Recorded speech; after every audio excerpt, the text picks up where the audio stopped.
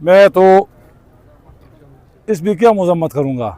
सूबाई हुकूमत को, ज़िले निज़ामिया को इसका पता था, उसे पता था कि उसको थ्रेट है मौलाना साहब को, लेकिन फिर भी कोई किसी किस्म का जो है ना उन्होंने मौलाना साहब को सिक्योरिटी नहीं दी।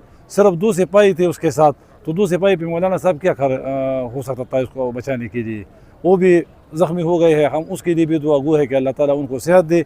और ये जो मौलाना साहब का, शेख साहब का जो है ना इतना बड़ा सानहा तो रंगजी और इस श्रीनगर के साथ हुआ है, तो इसकी मिसाल जो है ना तारीख़ में नहीं मिलेगी।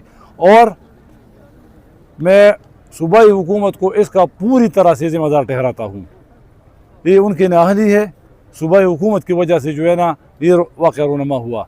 उसे पता था कि उस शेख साहब को थ्रेट है, पिछले 4-5 महीने से शेख साहब को थ्रेट थे, लेकिन किसी किस्म का जो है ना अमल दखल सूबाई हुकूमत ने नहीं किया, न इनको सिक्योरिटी दी, न उनका कोई ख्याल रखा, न उनके साथ जो है ना मुख्तलिफ औक़ात में लोग शेयर करते हैं ना उसके पास कि ला वाक़या पेश आएगा, आप एहतियात करें, वो करें, ये करें, लेकिन इसको ये भी नहीं बताया गया और ये साने जो है ना सुबह सवेरे पेश आया। शेख साहब ने सिर्फ आज से तकरीबन 10-15 दिन पहले जो है ना पाकिस्तान के हक़ में दुआ कराई थी कि अल्लाह ताला ने पाकिस्तान को बहुत बड़ी इज़्ज़त दी है।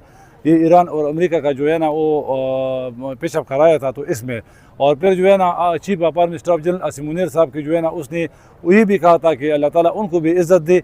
उसने जो है ना पाकिस्तान के वक़ार को जो है ना बुलंद किया है पूरे दुनिया में, तो इसी पे ये खुद थी बूंगती थी और वो 10-15 दिन से जो है ना इसके पीछे लगी हुई थी। इसमें आप बताइए कि शेख साहब ने कोई ऐसी पाकिस्तान को दुआ करना जुर्म था या जनरल आसिम मुनीर के जो है ना उसने कहा कि इसने पाकिस्तान का वक़ार बुलंद किया, पाकिस्तान के जो है ना वो आलमी सतह पर उसके वक़ार में इजाफा हुआ, तो ये जुर्म किया शेख साहब ने। लेकिन ये बेलगाम खुद थे, खुसूसन PTI वाले, इसने जो है ना शेख साहब के पीछे लगे थे और वाक़या ही हुआ।